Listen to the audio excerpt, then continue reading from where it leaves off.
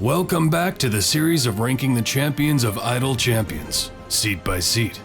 Today we're focusing on seat 7. I've got you in my sights. Which is a strange little seat, full of mediocre DPS, terrible DPS, one really good multi-purpose champion, and one of the most unique champion mechanics in the game.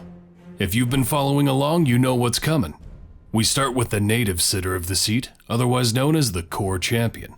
This time around, it's a long-time D&D face people tend to recognize if they've been around the block. Minsc, the chaotic good human ranger. And of course, his faithful companion Boo. He takes a pretty traditional approach to being a ranger in Dungeons & Dragons, in that he needs a rework or a new ranger conclave in order to be good. But let's just break him down. He serves as a minor speed champion through Boastful, where every time a non-boss enemy wave spawns, there is a 10% chance of an extra enemy spawning, and a 2% chance of 2 extra enemies spawning. To pair with his primary attack, which cleaves enemies near his target, he gets Overkill, where he deals even more damage if he only hits a single target. His bread and butter comes from his specialization choices, where he chooses between humanoids, beasts, undead, fae, or monstrosities, and increases the damage the formation deals to that specific type of enemy. It's a decent buff, but it's so restrictive, and this is his only formation ability, while being a very mediocre DPS. He does gain a decent amount of all champion damage through his levels, but as a DPS, his first 2 gear slots only increase his damage. So he's just not a good DPS or support, with a very mild speed buff that isn't scalable. His ultimate can be useful, as he swings his sword and debuffs 5 enemies to take additional damage for 30 seconds. But really, unless you have absolutely no one else to use, you're gonna be hard-pressed to find a good time to use Minsc over other champions, DPS or support. I think he hovers somewhere between the high D and low C, but I'll put him in low C because I've got a soft spot for the big lug and his companion Winnie the Boo. Second is Black Viper, the chaotic neutral human rogue. She's a DPS and her entire kit revolves around being a sneaky little criminal through Jewel Thief. Every time you earn gems from defeating a boss, there is a 25% chance that a red gem will also drop. Each time she collects a gem, she gains a 10% damage boost for that run, stacking multiplicatively. She also separately counts every single red gem you gather throughout her entire lifetime, gaining different bonuses at different collected thresholds, which I'll go over after I explain her other formation abilities, such as Sneak Attack. She does a lot more damage the first time she attacks an enemy. By itself, that probably sounds a bit pointless, but she remedies that with her ultimate, Smokescreen, where she reduces the damage done to the formation and causes all of her attacks over the duration to be sneak attacks. She also gains Aura of Infamy, where she increases the effect of positional formation abilities she receives from bards and rogues. On top of all this, she gets Distracted Foes, where when other champions are attacked, she gains an additive stacking damage bonus to her next attack, stacking up to 5 times. Her specialization choice is between making her sneak attack last for the first 2 hits and attack faster when doing so, or increasing the drop chance of red gems to 33%. And the damage per gem found in the current run increased by an additional 2.5%. Basically, if you're using her for any reason, always take the second specialization choice. So back to Jewel Thief. At 10 collected red gems, Aura of Infamy also affects buffs from Rangers and Warlocks. At 50, Distracted max stacks is increased by 5, and the damage per stack is increased by 100%. At 300 gems, the effect of her gear, other than her ultimate cooldown, is increased by 25%. And from then on, starting at 800 and ending at 6500, she gains 7 different instances of a 2 times damage buff. All of this probably sounds great, and I wish it was, because I love the design of her character, but it just never quite stacks up. With some just slight tweaking, she does have mad potential. But unless they add more permanent buffs to her gem stacking or really tweak her numbers, she's just a DPS that can't hang with the heavy hitters. D tier, if she didn't have some shenanigans with Artemis. So maybe she's at least a low C. What shenanigans, you ask? Well, her Aura of Infamy scales positional formation abilities, and as a DPS, Artemis will observe them at the increased rate she boosts them to. Not only that, but she can synergize with Arkan as well. We haven't talked about him since he's in seat 12, but know that he works kind of like Artemis in that he takes buffs from others and applies them at an increased rate. So, you buff up positional formation abilities with Black Viper's Aura of Infamy from Bards, Rangers, Rogues, or Warlocks. Usurp those already boosted formation abilities with Arkan for an even more boosted rate, only to observe them all with Artemis for an even more boosted rate. The thing is, to make this even remotely viable, you need to pump those gear levels of Aura of Infamy, Usurp, and Observance, and whatever formation ability you're using in the process. Like for example Regis's Ruby Encouragement. Slotting Black Viper and Arkan means 2 slots that aren't buffing your formation, as they are only DPS. It is only increasing what else you have out there. Without some heavy investment in all of the above, this probably isn't going to perform for you. Anyway, let's move on to Catti-brie, the chaotic good human fighter, and the most useful champion from the Companions of the Hall. She has a very simple kit, but her simplicity, availability, and synergy with many formations makes her pretty damn good. She's tagged as a DPS and support, but really that DPS tag only exists to make her one of the best champions to slot for an Artemis formation, since not only is she both a DPS and positional formation buffer. If you remember from the C3 video, she's also involved directly with one of his specialization choices, but she's also useful for Krond users as well, as with a feat she qualifies for his 16 strength requirement for survival of the fittest. Now to start off, she gets Powerful Draw, which increases her damage the farther away the enemies are from your formation. She can also critically hit with her primary attack, with a baseline 10% chance to crit for 100% more damage. But there is also gear linked to the critical chance and critical damage. But this also becomes a support tool with her ultimate, which has her fire 6 arrows, and each enemy hit by the arrows will be able to be critically hit by any champion in your formation, using both her crit chance and crit damage. Then she gets Mark for Death, where she debuffs the enemy she hits for 1 minute, increasing the damage they take, and if they receive 10 hits in that time, they are stunned for 5 seconds. To pair with this, she gets Death March, which increases the damage she does and the damage of everyone in the formation in front of her by an amount for each currently marked enemy on screen, which is even further increased if there are enemies on screen currently under Mark's stun effect.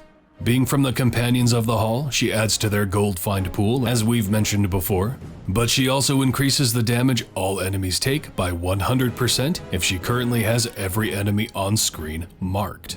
Her specialization choice is between increasing her damage for the next 4 attacks after dealing a critical strike, or attacking faster for 10 seconds after landing a critical strike.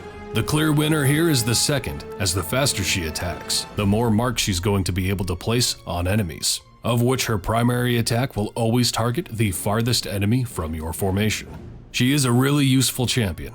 A little gold find, decent buffing, an ult that can put some work on armor, available for every patron, and ability scores high enough to qualify for every day 1 trial, and has a place in the formation for what is currently the 2 best DPS in the game.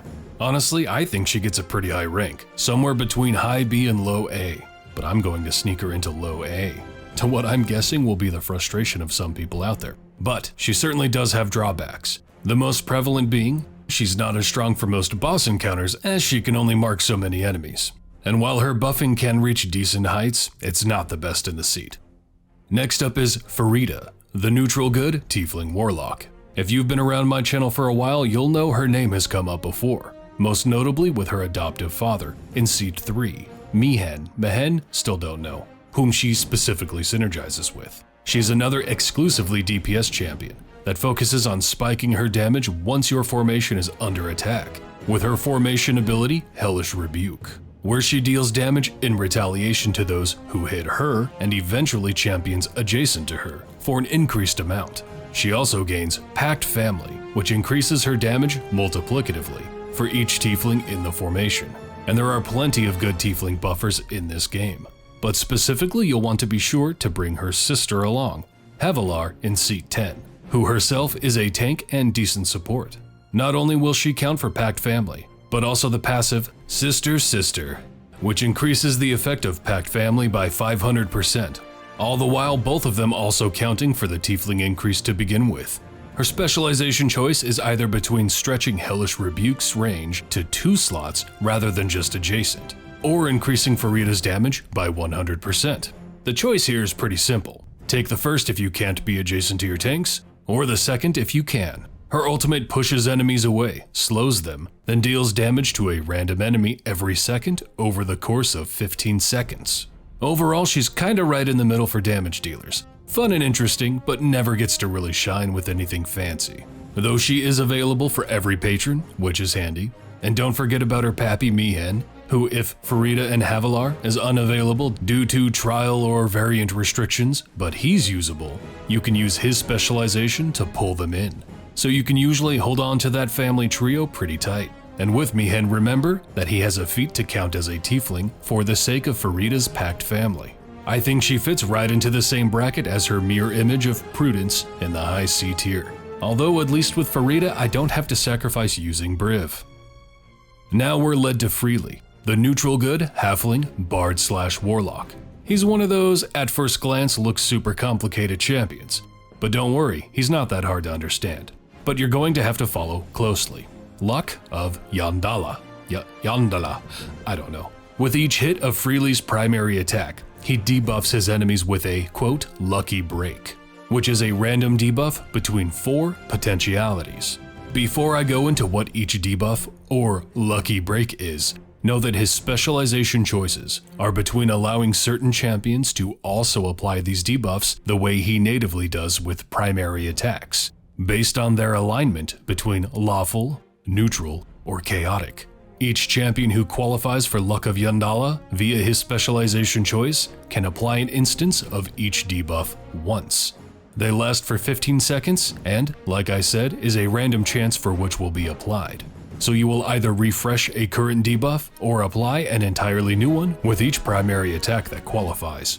His first debuff is Opportunity, which increases the damage the debuffed enemy takes from all sources. This stacks multiplicatively between each application, and is further increased by Freely's future formation ability, Unlucky for Them, where he directly boosts the post-stack value of your total opportunity bonus by a large amount, which also has a gear slot tied to it. This is how you scale Freely's damage buffing potential, while also making him another important member of a click debuff formation. By far the most popular of which is taking his chaotic specialization and throwing in a bunch of chaotic debuffers to apply as many stacks of this as possible, while also applying their own respective debuffs. As a quick aside, this debuff, and all debuffs really, are best used with champions, whose primary attack is either an AoE, hits multiple times, is piercing, or particularly fast, as every enemy hit will have a debuff applied to them.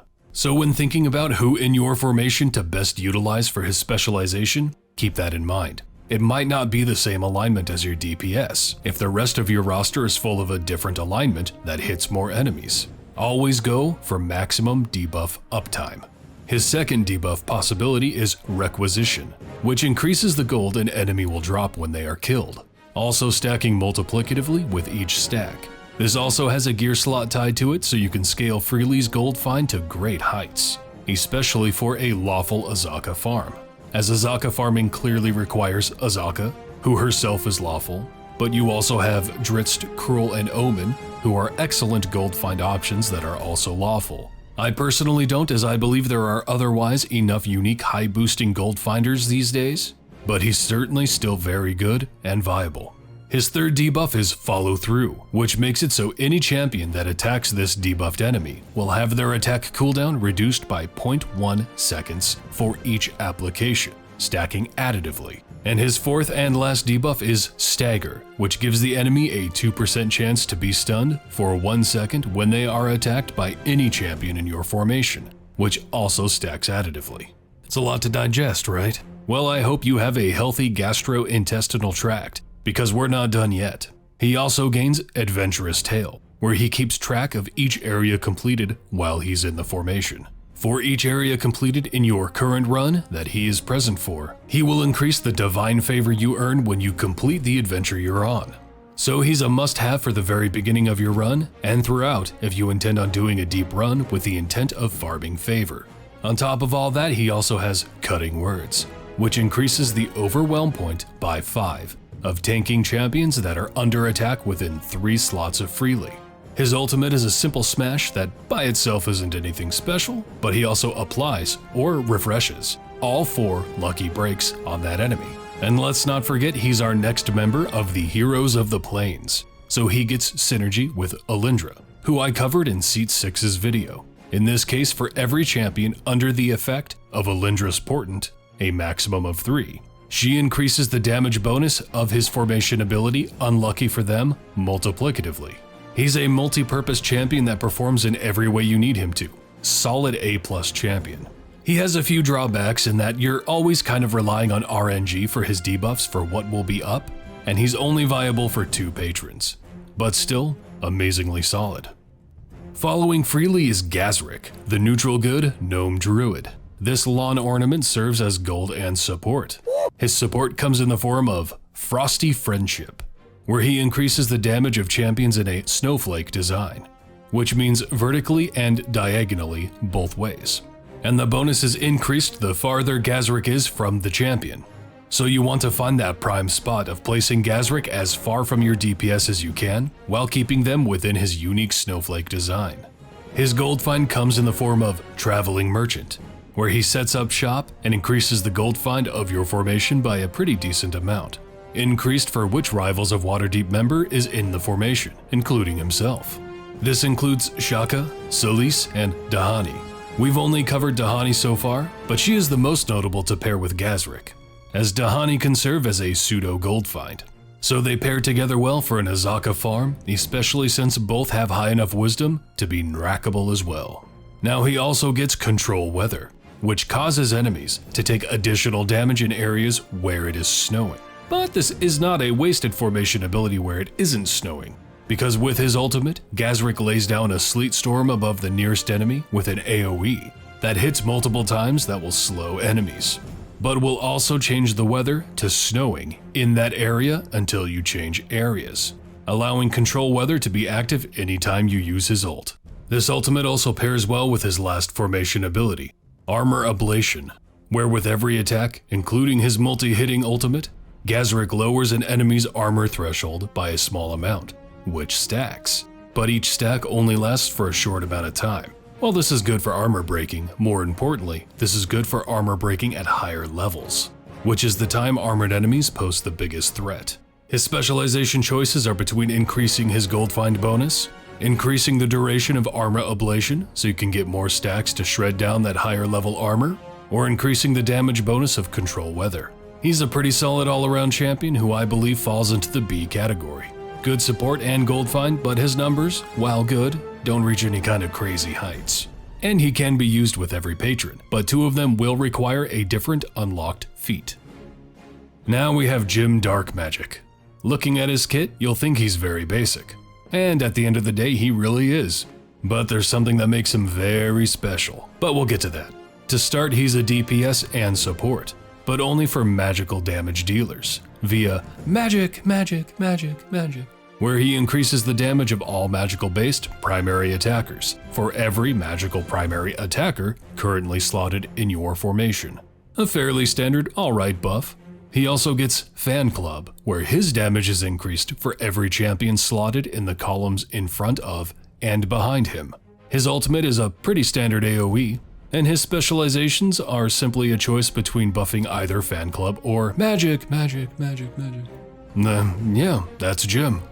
The only other thing is he also gets Wand of Wonder, where every 5 attacks with his primary attack, he will get a random effect from the wand between stunning an enemy, slowing an enemy, turning them into a mimic chest that becomes an armored creature which drops more gold when slain, or into a little chicken that will die so easily you basically just need to fart in its general direction to take it down. The chicken.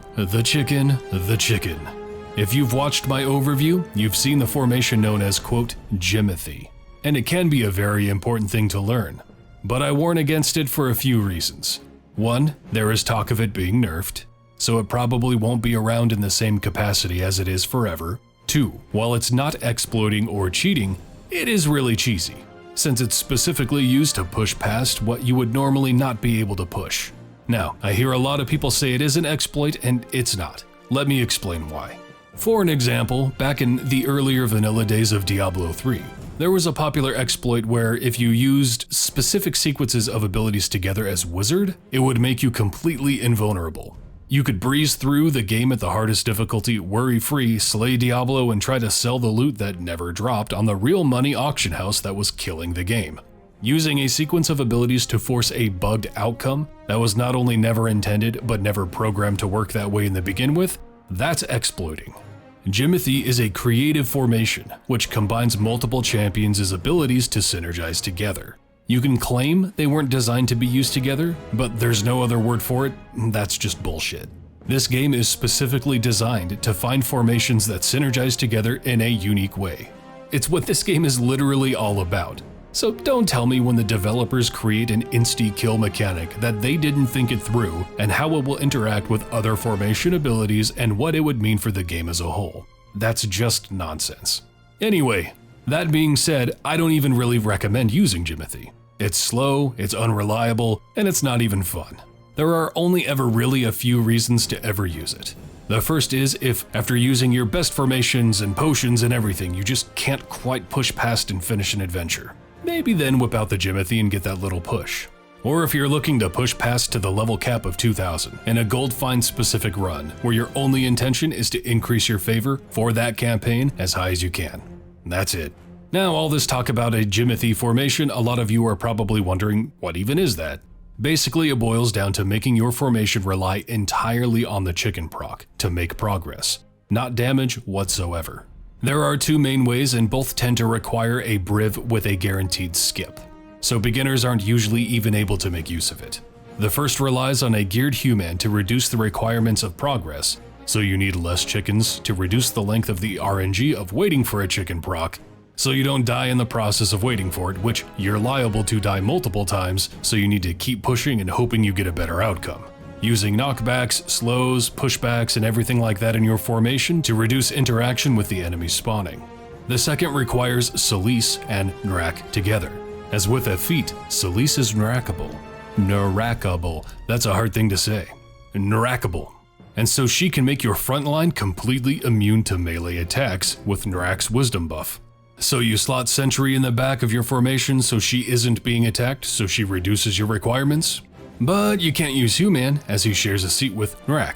But this requires a minimum of a 1-skip briv, as no matter what you're going to need to skip some areas, because there isn't a single campaign to my knowledge that doesn't have ranged attacks at some point. So you need to research what areas are melee only and make sure those are the only areas you encounter. And remember, you can still kill bosses with this method, as although Jimothy cannot turn a boss into a chicken, if you have Baloth in your formation, Cause for Celebration will still explode enemies, even if they're chickens. And with enough chickens going boom, that is usually enough to take down a boss, if you keep the enemies clustered together. This isn't always the case though, as for example, an armored enemy or those with unique mechanics where you can't group them together, stuff like that. Now, after all of that, Jim's chicken is most reliably used for something else. If you watched my last video with Kroll, you saw how you can end up with a single enemy left over on the field. Swapping in Jim and making that last enemy a chicken to easily kill is the best way to progress past that. At the end of the day, if I was ranking Jim solely on his buffing and DPS, he'd probably be a flat C. But considering what he is capable of for offering the game via chickens, or if you just want to transform something into a mimic chest to increase your gold gains, he's probably an A. A Jimothy formation can be useful, but it's boring and clunky and will probably be nerfed. Next in line is Lucius, the lawful neutral elf sorcerer. His only tag is DPS, but he can be used as a pseudo buffer. In fact, I have no idea why he doesn't have the support tag, but whatever. Not that he's an amazing support, or DPS for that matter, let's just break him down. His kit involves 2 different debuffs he places on enemies, which rotate with his primary attack. To start, he gets Arcane Chromat Cold, applied with Ray of Frost, which slows the enemy by 50% for 10 seconds, and causes them to take more damage from all sources, for a pretty standard amount for a buff debuff. And this works as a piercing attack hitting multiple enemies in a line. Again, this should qualify him for a support role, but no less. His second is Arcane Chromat Acid, which is applied with Acid Splash, which adds a damage over time effect on the enemy, taking an increased percent of his damage over time. Now, these interact together through Elemental Adept, which causes enemies affected by both chromats to be stunned and frozen in place for 3 seconds, and then explode, which then spreads Arcane Chromat Acid to every enemy hit by the explosion. Elemental Adept also gains stacks for each explosion, which cap out at 100 and reset at 0 when changing areas. The damage of the explosion is equal to 1/5 of your current stacks in seconds worth of acid chromats dot tick damage. He is also our next member of the Heroes of Erebos, previously being Sentry and Quillic. The Heroes of Erebos add to and draw from a pool based on how many members are active in your formation. In Lucius's case, he adds 100% per stack of Elemental Adept, and increases the damage of his Chromat Acid by 25% of the total pool. His specializations are a choice between increasing the exploding damage of Elemental Adept by flat 25%, increasing his maximum stacks by 50, or letting him keep 50% of his stacks when changing areas, instead of resetting it to 0. His ultimate applies both debuffs on 8 enemies on screen, causing them to erupt with Elemental Adept. A great way to scale up his stacks, or apply acid to multiple enemies in an AoE. While his kit probably sounds fun, because I think it does, and I think visually it looks great on screen, his numbers just aren't anything amazing. So much so, I'm personally very tempted to put him in F tier, but I'm gonna put him in D. At least he has some affiliation synergy, but he's only viable for 2 patrons, one of which even requires a feat, and while he's got some great AoE, again, his numbers just don't scale all that well with how low his base damage is. I do hope he's one that gets a little love because again, I actually think he's cool. Lastly, we have our next evergreen champion following Rhea, Xerophon, the true neutral doppelganger rogue. As a doppelganger, Xerophon has the ability to shapeshift their appearance through perfect imitation, which is Xerophon's ultimate, where they will take on the appearance of an enemy in sight to increase the damage of your formation. A boss cannot be selected as a shapeshift possibility, and if a boss is the only enemy on screen, Xerophon will instead take the appearance of one of the enemies you've encountered within the adventure you're on. There is a lot to their kit tied to this ultimate, so let me break that down. First of all, the ult lasts 60 seconds, and increases the damage of the formation while active, but Xerophon does not attack for the duration. Damage is increased further if you've encountered the specific enemy Xerophon has transformed into in the last 15 seconds. Later, Xerophon gets Minion meets Master, where if the only enemy alive is a boss, the damage bonus is increased by 25% a second, stacking multiplicatively, resetting when the ultimate ends. Later, there is also Repeated Imitation, which increases the damage bonus each time it is used in the current run, again stacking multiplicatively, up to a cap, which is 500, until you reset the adventure. And lastly, there is Weak Spot, which increases the damage bonus each time the enemy type Xerophon is imitating is killed during that use of the ultimate, stacking multiplicatively and resetting when that ultimate ends. So with all of that in mind, if you stack up Repeated Imitation and line up Weak Spot into Minion meets Masters, that damage bonus can actually scale incredibly well. But that's not all of Xerophon's kit. They also get Adaptable, which increases the damage of all champions. This is further increased based on your specialization choices, which is an interesting thing to balance. Xerophon gets a specialization choice for every ability score in the game: Strength, Dexterity, Constitution, Wisdom, Intelligence, and Charisma. You choose between low or high for each, 13 being the number to meet or exceed for high, 12 and below for low. For every champion that qualifies for your choice, you reduce the cooldown of Xerophon's ultimate, and for every champion that does not qualify, you increase the damage bonus of Adaptable. There is a balance here, as Perfect Imitation is a very long cooldown, 600 seconds. But you want to cast it multiple times in your run to stack up Repeated Imitation, and simply for the fact that when it's up, you're dealing more damage. So ideally, you want it up. Xerophon has no gear slot to reduce ultimate cooldown, so it's entirely dependent upon your formation and your specialization choices. With a formation of 10 champions and 6 ability scores, each giving 10 seconds per ability score, You might think, hey, that's 600. With the perfect formation, we can make it have no cooldown. It has a hard cap of 150, so you're gunning for as much cooldown reduction as possible, and at least the leftover is increasing the damage bonus of adaptable.